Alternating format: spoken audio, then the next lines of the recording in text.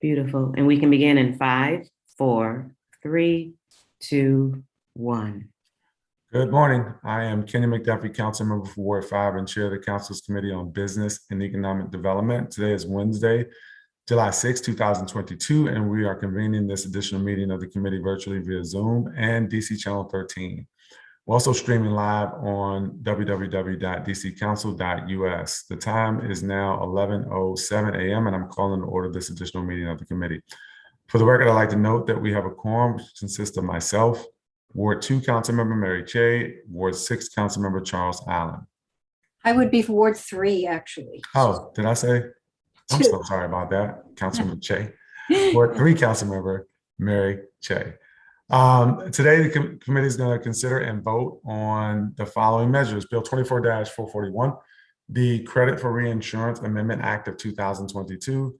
Bill 24-616, the Earned Income Tax Credit Expansion Clarification Amendment Act of 2022. And Bill 24-227, the District of Columbia Financial Services and Innovation Regulatory Sandbox Creation Act of 2022. The first measure, Bill 24-441, was introduced on October 8th, 2021 by Chairman Middleton and referred to the Committee on Business and Economic Development on October 19th, 2021. The committee held a public hearing on this measure on March 14th of 2022.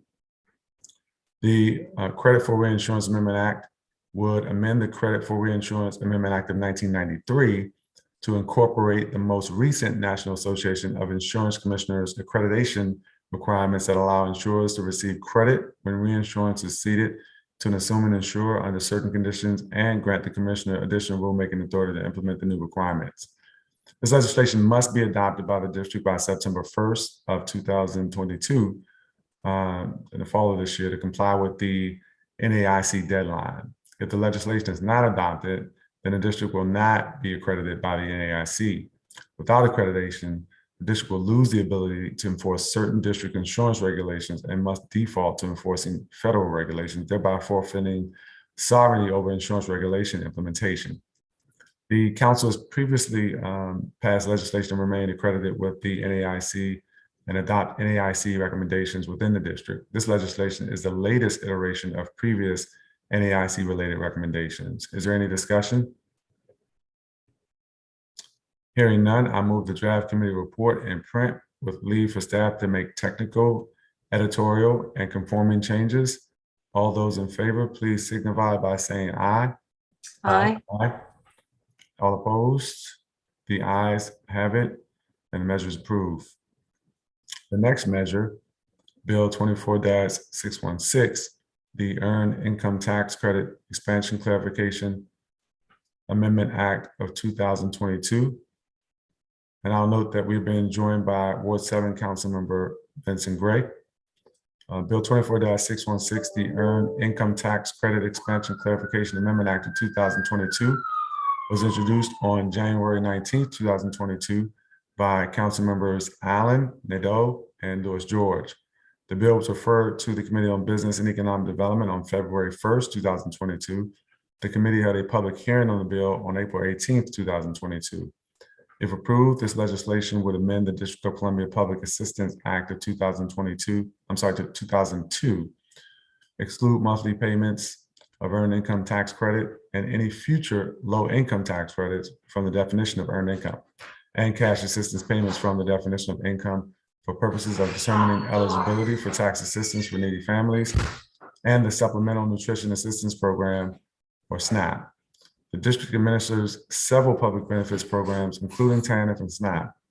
As of March 2022, approximately 15,000 district households were enrolled in a cash assistance program, and approximately 93,000 households were enrolled in SNAP. This legislation would ensure, to the extent allowable by federal law, that the benefit of the expanded local EITC or any future low-income tax credit does not adversely impact low-income households by causing them to become ineligible for the assistance on which they rely. Additionally, the committee print for this bill would also exclude from the definition of income direct cash assistance received from unrestricted cash assistance programs or pilots administered by nonprofit organizations. These include programs like Thrive, East of the River, and Martha's Table Strong Families, Strong Futures Program, which the council and this committee put into law during last year's budget, and which provides unrestricted cash assistance on a monthly basis to low-income individuals or households. As I mentioned, we funded this grant last year to support such programs. Advocates with whom the committee engaged when considering that grant were concerned that the cash assistance may disqualify recipients of public assistance for which they would otherwise qualify, resulting in no net benefit or even a net loss for the recipients of the cash assistance. The council approved language to exclude cash assistance received through the program supported by the grant from the calculation of income for the purposes of determining eligibility for public benefits. The legislation will create continuity and ensure that assistance received from other cash assistance programs is treated the same way. Is there any discussion? Councilmember Allen. Thank you, Chairman McDuffie. First off, just a quick thank you to you and your team for moving this legislation forward, in particular for working with me to get this done in time for the beginning of the district's new monthly basic income. During fiscal year 2022's budget process, the council nearly doubled our local earned income tax credit. We took that opportunity to convert the local EITC into a monthly payment for our lowest income residents. But we did hear from some concerns from DHS that a monthly payment might be considered additional income, which could make some residents ineligible for benefits like TANF and SNAP benefits they rely on. So I'm thankful that we were able to work with DHS, work with you, Mr. McDuffie, to clarify that residents won't be in danger of losing any benefits as we try to give some additional assistance to those who need it most. Keep in mind, this new investment puts more than $30 million per year directly into the pockets of DC residents, working families, and I look forward to working with all of my colleagues to find ways to further expand that program. The transition to monthly payments starts in October with the new fiscal year, so this timing is important. When eligible district residents file their taxes beginning in January, they can rest assured they're not going to lose any other benefits by receiving this additional support. And this is also consistent with your work to provide some basic income pilot programs. So I'm really glad this version of this bill that we vote on today will encompass all of those. When I developed the 2021 Budget's Hearts and Homes Amendment, I knew it had to include a basic income because we knew that low wage residents, working families in DC could really use some extra help every month, and that a monthly basic income would be a game changer. Today's vote clarifies these crucial payments will not inadvertently deny low-wage working residents another source of help in our pursuit to ensure that workers of all income levels are going to always be able to call DC home. So thank you, Mr. Chairman, for your work on this, and look forward to enthusiastically supporting this today. Thank you, Councilmember Allen. I already noted, but just in case you didn't hear me, Councilmember Gray, I noted that we've been joined by Ward 7, Councilmember Vincent Gray as well. Is there any other further discussion on this measure? Hearing none. I move the draft committee report in print with leave for staff to make technical, editorial, and conforming changes. All those in favor, please say aye. Aye. Any opposed? The ayes have it, and the measure is approved. The third and final measure on today's agenda is Bill 24-227, the District of Columbia Financial Services and Innovation Regulatory Sandbox Creation Act of 2022, which was introduced on April 21st, 2021. By Chairman Mendelson and referred to the Committee on Business and Economic Development on May 4th, 2021. The committee held a public hearing on this bill on March 14th, 2022. The financial sandbox measure creates a regulatory sandbox for nascent financial technology products and services for use in the district. The regulatory sandbox is a regulatory scheme that allows businesses within a specific industry to test themselves in the market for a period of time without being subject to the entire regulatory scheme within that jurisdiction.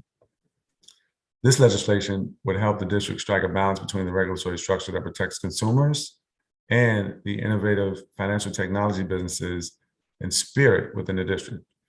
The goal of this balance is to allow companies to develop and foster innovation outside of a sophisticated regulatory framework while continuing to provide really strong consumer protection to the residents of the district that use these financial products or services.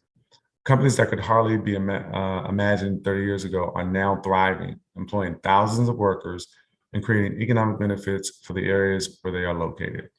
This innovation is important for the district's economic viability and competitiveness, but innovation must be balanced with consumer protections. Consumer protection measures allow companies to innovate without leaving residents vulnerable to exploitation. the district has a unique opportunity to not only be an innovative financial technology leader, but also be a leader in the space of consumer protection and regulatory schemes. If successful, the district could provide a model for the rest of the country on balancing innovation with strong consumer protections. I'd like to preemptively address some concerns about the legislation that I know are shared with my colleagues, and as well as some outside stakeholders. This legislation specifically forbids the commissioner of DSB from granting waivers for issues under Title 28 of the DC Code. This means that the commissioner will not be able to grant waivers regarding usury and interest rates, consumer credit protections, and other commercial instruments and transactions within the title. I would also like to use this opportunity to thank both the Department of Insurance, Securities, and Banking, as well as the Office of the Attorney General. These two agencies negotiated many details we see in the current legislation, and while neither party received everything it wanted, the compromise made this legislation better, and the district is going to be better because of their collaboration. It is already clear the 21st century be the century of technological innovation. The district has a history of being a leader in technology, innovation, and consumer protection. This legislation allows the district to once again be on the forefront of innovation while balancing consumer protection concerns and technology, and its impact on society continues to evolve. Is there any discussion?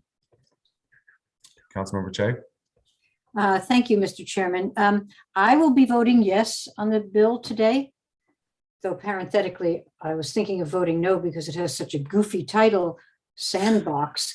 But in any case, I wanted to raise some concerns that I have. And you mentioned, that there's a tension here between what we're doing, the innovation and consumer protection. I do think that we need to promote innovation and enable, new products and services to be available. And there are ways that we need to look at our regulatory scheme to enable that. So what I'm concerned about is waiving regulations and what impact that might have on consumer protection. Now, I understand that the Attorney General's office has already raised a number of consumer protection issues with the bill, including some of the issues I'm concerned about. And I do appreciate, and you mentioned this, DSB's willingness to cooperate with the Attorney General on some of those issues. Still, I think there might be a couple little tweaks that we could add that might be an improvement. First, as the report notes, the Attorney General's office continues to have concerns about the limited input that the bill gives it regarding an applicant to the sandbox. And so I would propose two changes there. First, to assure that the Attorney General has an appropriate level of input without giving it veto power. This is not a good idea, but the bill only gives the AG 5 days to review an applicant's materials. And so I propose giving it 10 days for review to ensure that they have a real opportunity to look at the application. And then second, the bill as written allows DSB to simply ignore the concerns raised by the Attorney General's office unless an applicant is under active investigation. So I'd like to propose requiring that when DSB approves a sandbox applicant over the Attorney General's objections, that DSB at least provide a written justification for the Attorney General and for the public and the mayor and the council, and to ensure that it's considered and there was a good reason to simply overcoming the Attorney General's objection. And then finally, another piece I'd like to see perhaps added to this bill, if my colleagues are interested in it, is some sort of annual reporting requirement on these programs by DSB. These, I hate even saying it, these regulatory sandboxes are relatively recent phenomena. And even though a number of other jurisdictions have implemented, we don't necessarily have a full understanding of the risks involved. With that in mind, maybe we shouldn't just, turn the keys over to DSB without any oversight as such, so that one way we can deal with this is to have some sort of reporting by DSB to the council about how this is working, perhaps on a periodic basis. Now, my staff is working on a draft amendment with respect to these changes. And so if you're amenable, Mr. Chairman and my colleagues, I hope that we can work together on this and maybe come up with some sort of friendly amendment at first reading. Thanks. Thank you for your comments, Councilmember Shea. I will note that some of the questions were raised during testimony by the OAG during the March hearing. And as I mentioned earlier, we had requested that OAG and DSB work together on this. And so they have spent some months going back and forth. And here we are today with the print before you. And so I appreciate the concern that you raised, and obviously open to having a conversation about those concerns. And I'm going to turn now. I think Councilmember Allen, you'd like to offer. Yes, please, Councilmember Allen. Thank you, Mr. Duffy. I actually first wanted to thank you for actually holding off on the markup on this bill to give just a little extra time for myself, and I know other council members, to get a little more information from DSB. I know I've met with them a few times now to help understand the intent, help understand what would change, as well as what protections would remain in place. And I'll admit, I'm still a little bit wary about allowing companies to come to the district without that normal regulatory structure. But I also have talked with the commissioner and with their staff about the consumer protection requirements that are still in place, and all the elements that they have confidence in that. I think as we think about this and what we're intentionally trying to create, and I think the fact that we can end up having a business come in that has no physical presence in the district, has no employees in the district, but is marketing to district residents, it's making sure that it's incumbent on us to protect residents and their risk as best we can. And I think that's something that DSB has outlined for me, and I expressed my concerns related to that. I appreciate what Councilmember Che was mentioning as well, and it sounds like between yourself and Ms. Che, sounds like there'll be some further conversations on that. So I'll just kind of let that play itself out. But I do think kind of hearing some of that, I think makes some sense. And so hopefully there can be a little bit of tweaks as we move forward with that. I think we obviously need to make sure there's some good sunshine on this, both from the accountability standpoint, the consumer protection standpoint, and from an oversight perspective. So, I'm going to support this today. I appreciate, again, the extra time so that we could really hear from DSB exactly what it is that they're proposing, in what ways they're going to structure protections for our residents, and learn from that. So I appreciate the work here and look forward to whatever amendments may be coming as well. So thank you. Thank you, Councilmember Allen. Is there any further discussion? Hearing none, I move the draft committee report and print with leave for staff to make technical, editorial, and conforming changes. All those in favor, please say aye. Aye. Aye. Aye. All opposed? The ayes have it unanimously, and the measure is approved. I would entertain a motion to reconsider the first measure. I think we voted on that before Ward 7 Councilmember Vincent Gray joined. As I mentioned earlier, he was at another hearing that Councilmember Allen was also at, and so we're happy to have him here. But I think we may have voted on the first measure before you joined, and so is there a motion to reconsider Bill 24-441, the Credit for Reinsurance Amendment Act 2022? Mr. Chairman, So moved, Mr. can I Chairman. make a motion to reconsider the Credit for Reinsurance Amendment Act of 2022? Yeah, it's been moved and properly seconded, it sounds like. And so all in favor of Bill 24-, all in favor of Bill 24-441, the Credit for Reinsurance Amendment Act of 2022, please say aye. Aye. Aye. Any opposed? The ayes have it unanimously, and the measure is approved. There being no further business before the committee, the time is now 11:26 a.m. and this meeting is adjourned. Thank you all so much. Enjoy the rest of the day. Thank you. Bye-bye. Thanks, staff.